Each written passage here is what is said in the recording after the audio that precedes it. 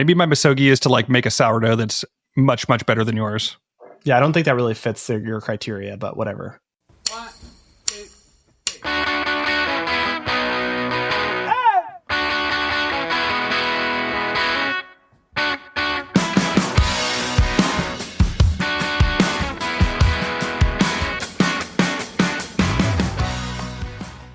Coming up, we're doing part 2 of the annual Acre Awards. The Modern Acre is the podcast for builders in ag who think differently. If you'd like to dig deeper with The Modern Acre, check out our membership community, The Modern Acre Co-op. The Modern Acre podcast is presented by Corteva Agriscience. Corteva Agriscience is a global pure-play agriculture company that combines industry-leading innovation, high-touch customer engagement, and operational execution to profitably deliver solutions for the world's most pressing agriculture challenges. All right, Tim, I think we just crushed part 1. Well done. You know, I know you didn't prep at all, but you somehow pulled it together. Yeah, there's a few of these that I didn't have answers for, so I just winged it, but I'm happy with what I came up with. Yeah, part 1, if you haven't listened, check it out. We're on to part 2, Tim. I think this is a little bit more fun. This is a little more reflective. So we'll see what we come up with here. So our first category for part 2 is the biggest change you're making for 2025. So 2024, long year. What are you trying to, as we reflect, what are you trying to change on in 2025, Tim? It's a tough one, Ty. Like, there's not a lot I would change, you know? Just kidding. No. No, I feel like I'm in a good spot with my workout routine. Like diet, I feel like there's always a little bit better you can do on the diet side. I think for me, like the biggest thing is just like being all in on the farm is just like the stress that comes along with farming of just like being a little bit too like just worrying about the weather and stuff. And sometimes just like it keeps me up at night where I'm just like stressed about things that I can't control. Like that's something I definitely need to work on, Ty. So you can kind of talk me through this now. But that's, I think the biggest thing that I need to work on is just kind of like, yeah, not getting so bogged down in the day-to-day stuff of just like there's fires that pop up every day and just trying to like navigate through that and just be present for the family and not be like stressed out about stuff on the weekends that is out of my control. Yeah, I mean, I think that's something I'm trying to work on too. Just especially in my new role at Polaris, is fires happen constantly, right? And just trying to be able to separate the constant anxiety and stress that comes with it. Tim, you're just a rookie farmer. You know, you just gotta recognize you just haven't been through the ups and the downs. All the experienced farmers listening, they're just rolling their eyes. They're like, "Oh, this guy's worried about the weather. Come on, this guy's stressed, sucker." I think every farmer worries about the weather. So just to be clear, but I think that's a good intentional change you could make. All right, Ty, what are you going to change for 2025? Man, 2024 was a really long year. It was hard. Personal reasons, professional reasons, obviously made a big change, leaving Rivian and joining Polaris. It was a long year, Tim. And I think we had a lot going on with work at Rivian, doing the podcast, figuring out this transition to Polaris. That was a lot. Not to mention we had like a few other side projects going on as well. And I think 2024 was a year that I was kind of like, you just have to like black out and push through. It was a lot. And it was just like, this is the time of life. We just got to figure out how to make this happen. And now being through that, 2025, I'm really going to try to focus on simplification and optimization of all the things that I've got going on. We have the podcast. We have the Modern Acre Co-op as part of the podcast. We have, a little side project we're working on that we're going to talk more about soon. We have the farm. We have Polaris, which is taking the bulk of my attention. And so how can I just simplify, not the things that I'm doing are going to be, those are going to be the things that I'm working on, but how do I simplify my time, organize my time a little better and be more strategic so that I can be performing optimally in all these different areas. So I'm just trying to think about simplicity as much as I can. How can I simplify but still execute at a high level? I know sometimes it gets a little bit overwhelming. All the balls in the air that we have. We need to get you an executive assistant, Ty. I guess that's me. If anyone listening is interested in being a free intern and our mutual executive assistant, the job's open. Okay. Just shoot us a resume. We'll give you some great on the job experience. Let us know. Yeah, keep us posted, guys. If you want to be an intern for the Modern Acre next year, DMs are open. DMs are open. All right, Tim, our next category is recapping the podcast. So what's going on with the podcast? How did the year go for us? What are we thinking about? What are exciting areas we're going to? So maybe let's start with a little bit of a recap. I think this year, Tim, was kind of like just the steady year. And I think I say that like very neutrally. Like it wasn't bad. It was not like crazy growth, doing all these like growth tactics with the podcast. It's just like steady. We had amazing guests. I mentioned on part 1, like amazing guests. Looking at the lineup was just awesome. I want to go back and re-listen to a number of them. So I think our guest caliber, which is something we were just trying to focus on in this year, we definitely achieved. We had some banger guests and episodes that performed really well. I think we did the episode about the wonderful company, Tim, that performed really, really well. Took a lot of time on our part. I definitely want to do more of those story series episodes in the future. So yeah, if I would describe this year, Tim, I'm curious your take. It was kind of the steady year. Yeah, agree with all those thoughts, Ty. We were able to do a couple things in person. We went to World Agri-Tech and were able to connect with some folks there. So it's always good to have kind of an event or two on the calendar, and we're able to knock that off this year. Really happy with the content and profile of the guests that we're getting on. Always like impressed with the caliber of people coming on the pod that we get the opportunity to speak with. And yeah, I think the co-op has been a really good introduction this year, like being able to kind of pivot the co-op from like the historical, what we were doing previously, and now having this cadence of like once a week doing a quick episode where we get to talk kind of like we are now, just running through a few different topics, what's top of mind for us, what's some interesting news that we can banter about. So I think that's been really good to add in this year as well as part of the podcast. Yeah, the co-op, Tim and I had been struggling of like, how do we make sure there's value there? We can do something that is consistent, right? Like that's one of the big challenges of content and membership communities and all this stuff. And we landed on this idea of doing 10 minutes every week, talking about stuff that's interesting to us and the news of the week in ag or in business. And it's been, Tim, we've talked about this before. It's like my favorite part of the week. Like I love sitting down and just chatting like, what did you learn this week? What were you into this week? I'm always excited to hear your pick. And I think it's been really cool to add that into the co-op. It's something that people, when they join the co-op, they can expect every week. And I think that's really cool, in addition to some of the other things that we do, like the member calls.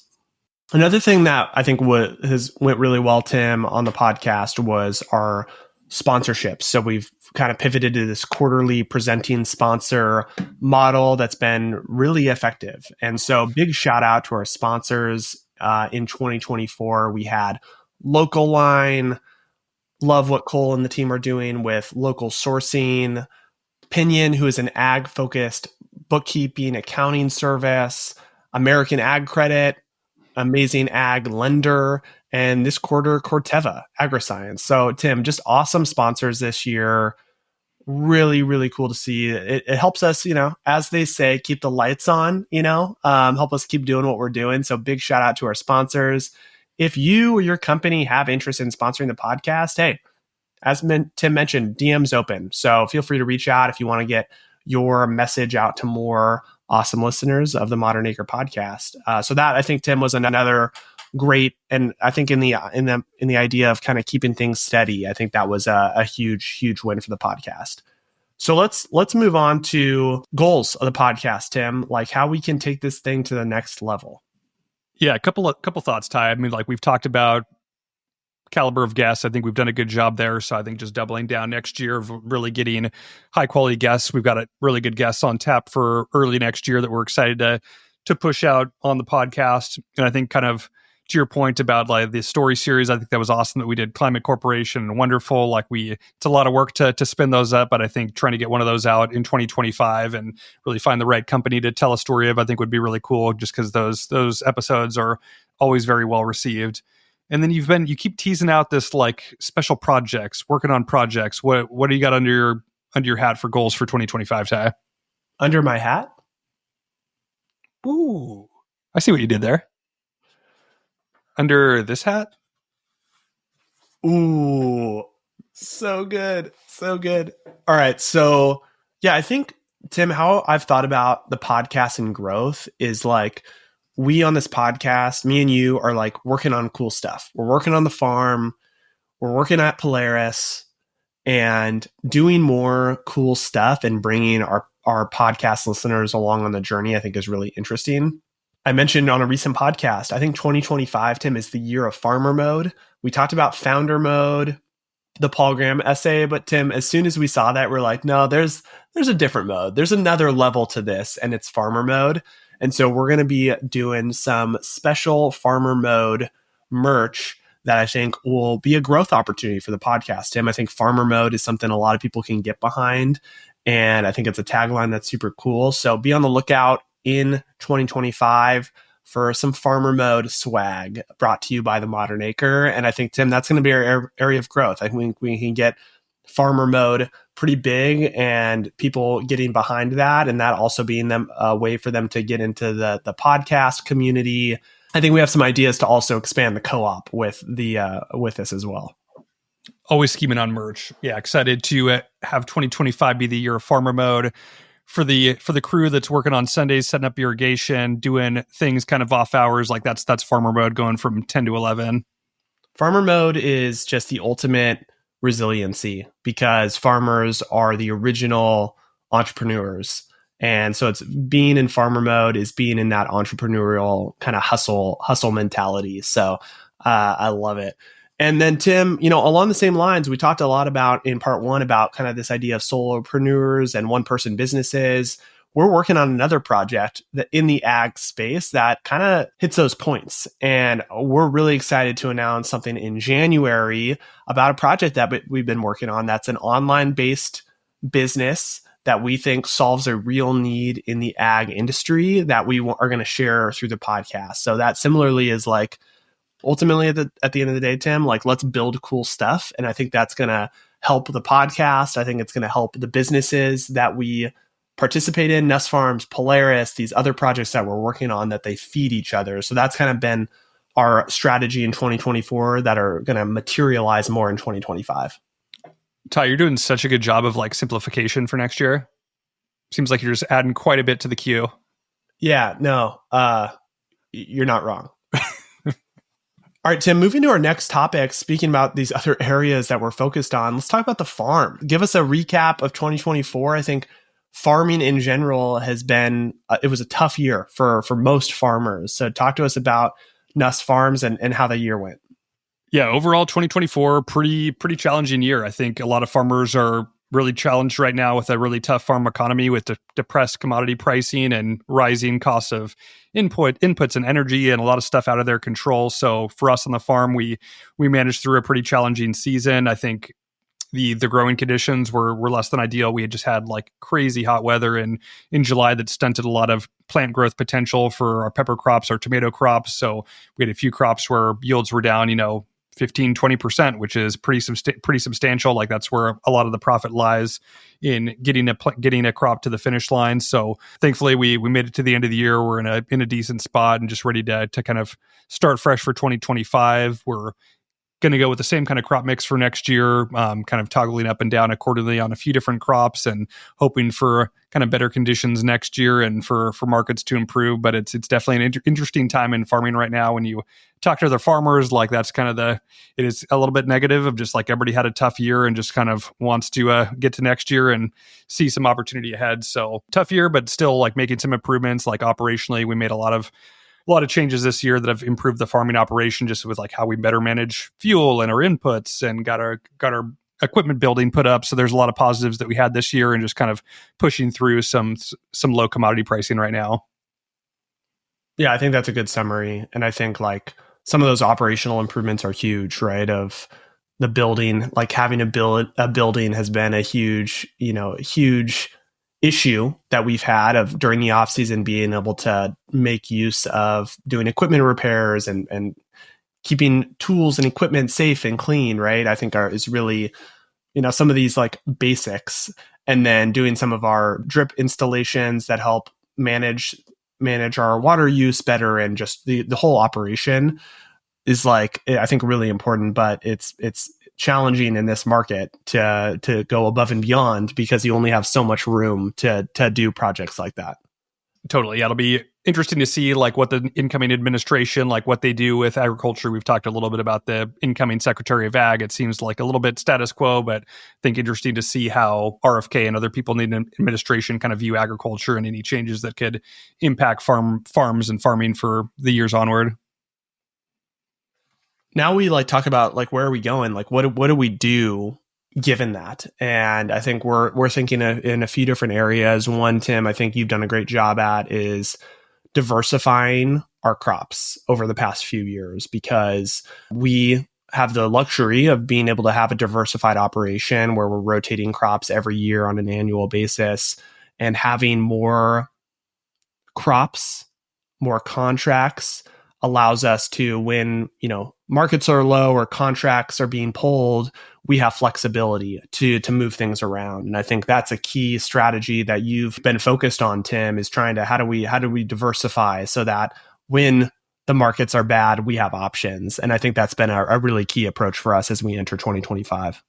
Yeah, that's a big one. And then on the other side of the house, like really managing expenses, like always something you're keeping an eye on, but like definitely going into this year, like we're going through all of our vendors of like, where could we create some efficiency, reduce expenses, like all of our vendors, like we got to just have to get multiple bids to get the lowest possible price, because there's not a lot of levers you can pull when you have kind of a fixed price on your outputs. So definitely an area of emphasis over the off season of how we could better manage expenses on top of what we're already doing.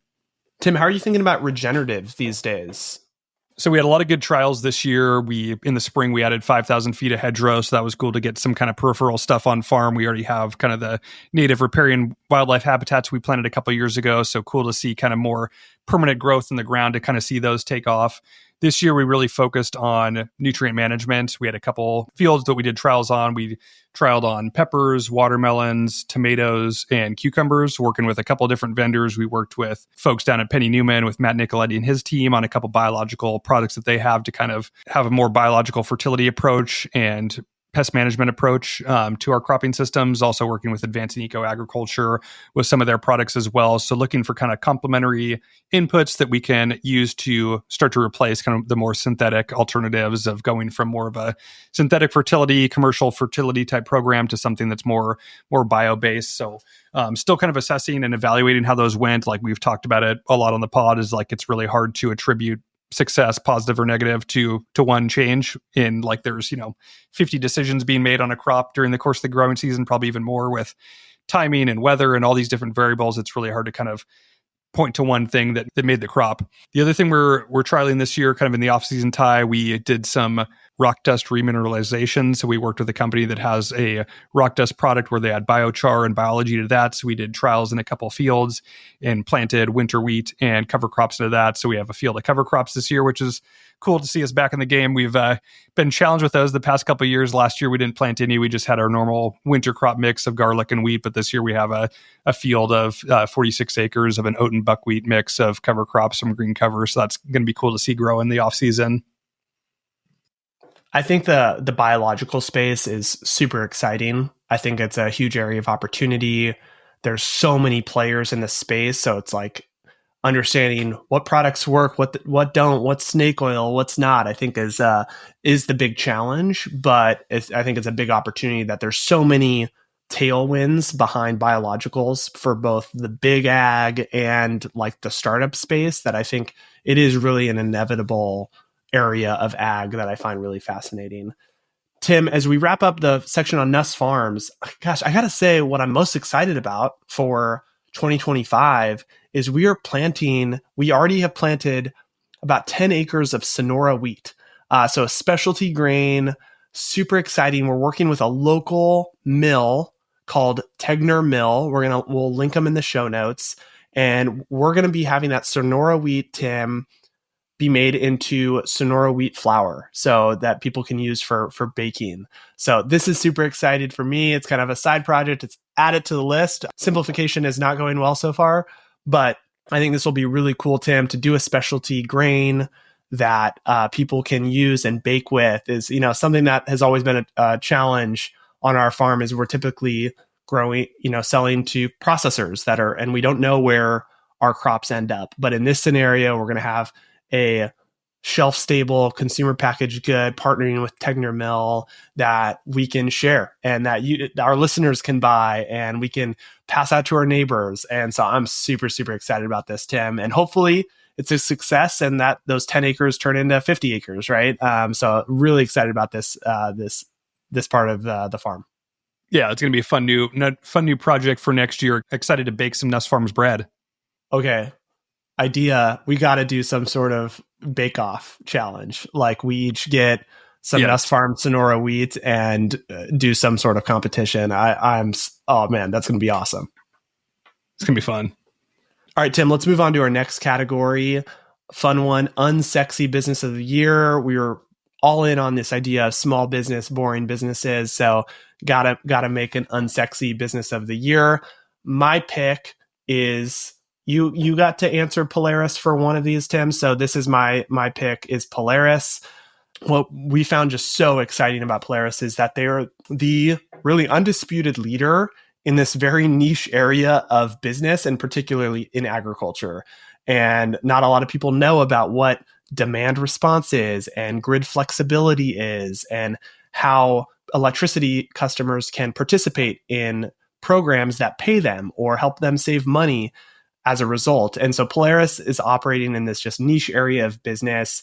It's very boring. It's hard for me to explain to, you know, parents at school and friends that ask, but it is such a cool business providing a really great solution to growers, especially in a tough farm economy right now, Tim, where growers can earn more money, they can save money and typically pay nothing out of pocket to get those results. So it's kind of immediate ROI on a $0 investment. It's just when I actually was talking to someone recently, Tim, that was like, this seems too good to be true. And that is the appropriate response to like what we offer is it is too good to be true, but it's not. It's real.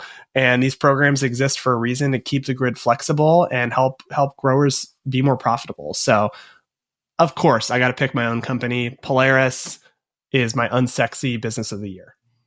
Good pick, Ty. Yeah, excited to see what 2025 has in store for Polaris. We're talking about ways that we could leverage some of Polaris's product offerings on our farm to leverage hourly flex pricing on some of our permanent drip stations. So excited to see what's in store for next year. All right, Tim, were you able to land on an unsexy business?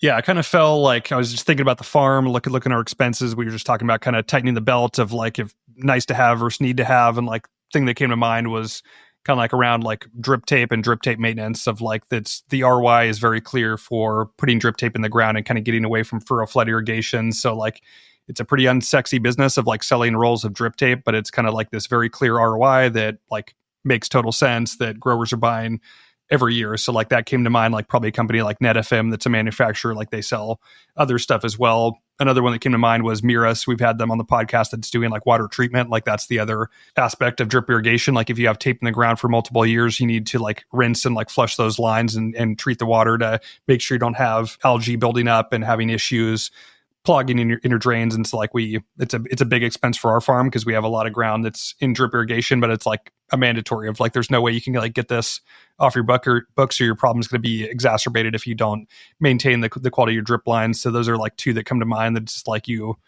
need to have both those and you're like not really pushing back because you need to do those. Also honorable mention is we had Cody Agee on the podcast about Sierra Dairy Laboratory where they do dairy testing, very unsexy. He bought that business in a buy then build scenario. So that was an awesome story as well. So honorable mention there. All right, Ty, we're nearing the end here. We have a few more categories, a few more awards to give out. What is your 2024 obsession? I think I've talked about it on the podcast a few times. It's about we got to make ag fun again. Okay. I'm looking I'm scanning the market, trying to find things that are just like fun in ag. I think ag is very, very serious right now because for obvious reasons, tough farm economy, technology, the adoption of technology has been slower maybe than people predicted. But I think we need to just have a little bit more fun. I'm looking for businesses that are kind of more fun. Tim, the side project we're working on right now is I would qualify it as kind of fun, but also very needed and valuable. Okay, so I think that was my obsession this year is how can we make ag more fun? And it's definitely going to inform some of the decisions I make in 2025. I like that, Ty. Make agriculture fun again. Make farming fun again. There's got to be some. Yeah, we got to stop using the make blank again. Yeah, it's getting a little tired. All right, Tim, what was your 2024 obsession?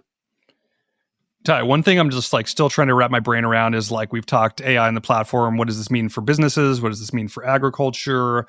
Like I've been going like the past couple months down like the AI agent rabbit hole of just like getting beyond just like ChatGPT. Oh, it's cool. You could ask it a question, gives you like a more thoughtful response than going into Google search, but just kind of like layering multiple steps into one project. So there's a few different tools. There's one called agent.ai that I've been playing around with, one called Replit, just kind of seeing what agents can do, like how we could potentially use these in our businesses, like use it at the farm, use it at Polaris, use it for this undisclosed project we've been talking about. But I think there's a lot of opportunity here. It's like almost overwhelming of like, I listen to these podcasts, my brain is spinning. I'm like, I got to go call Ty. I got to get my computer and play with this. I don't have enough time to process this, but that's been kind of my obsession as of late. Recency bias here, but just kind of like how AI agents can like impact stuff that we're working on. Totally. It's a great pick. I feel similarly overwhelmed. So let me know when you figure it out.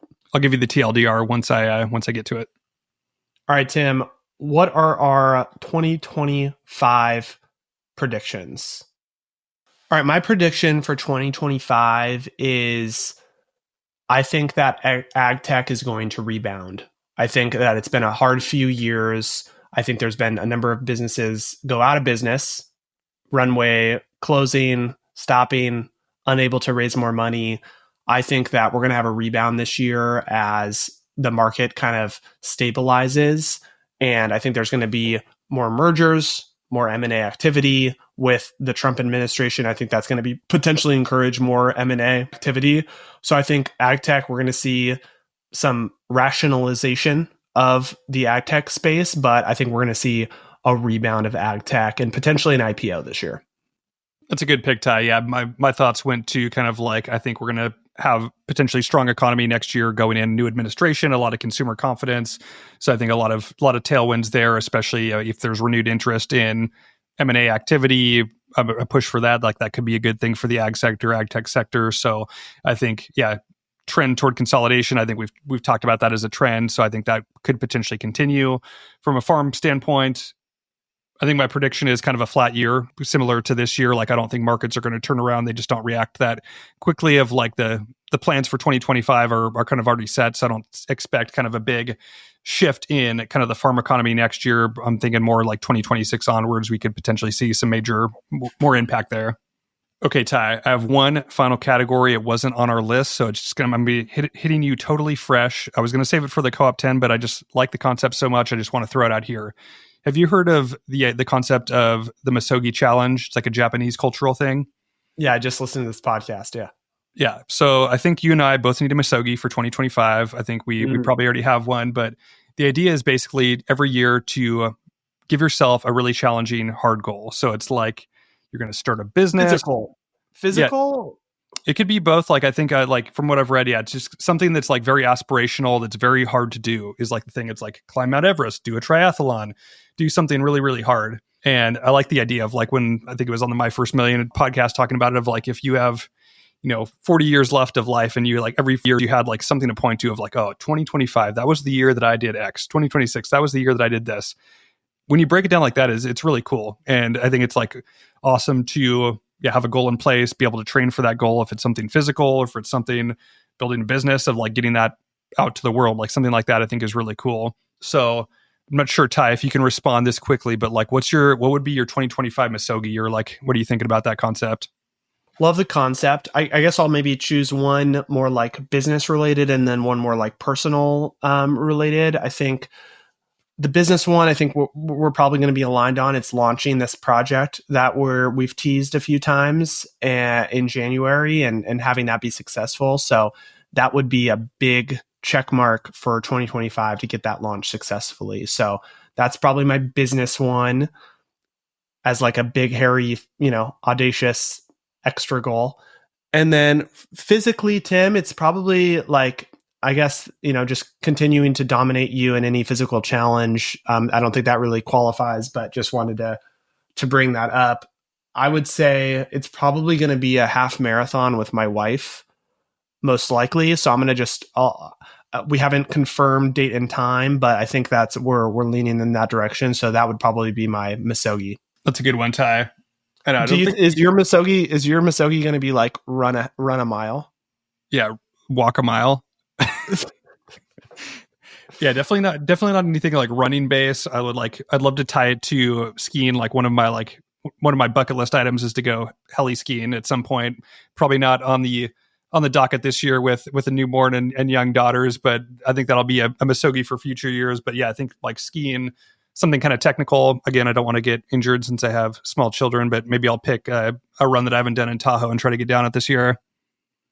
Nice. I like that. I like that for you. Yeah, I'm going to be up at Squaw in a couple weeks. So maybe there's a run called KT22 that's like a double black diamond that's was named KT22 because you have to kick turn 22 times to get to the bottom. So maybe I'll give that a go. Depending on the early season conditions, might be better later in the year. Tim, one other thing we haven't talked about yet is that in 2025, I'm committed. We are doing a public fitness challenge in 2025. We already have the idea. So we've got a really good, framework. We're trying to figure out when to do it.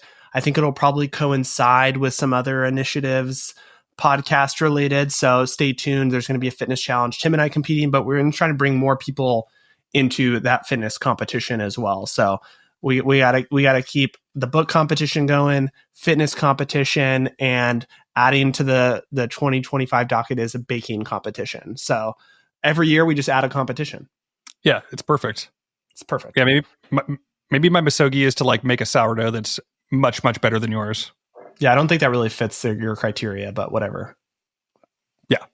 You do you. All right, guys. Well, if you got through this, man, bless you. Thank you for listening to The Modern Acre this year.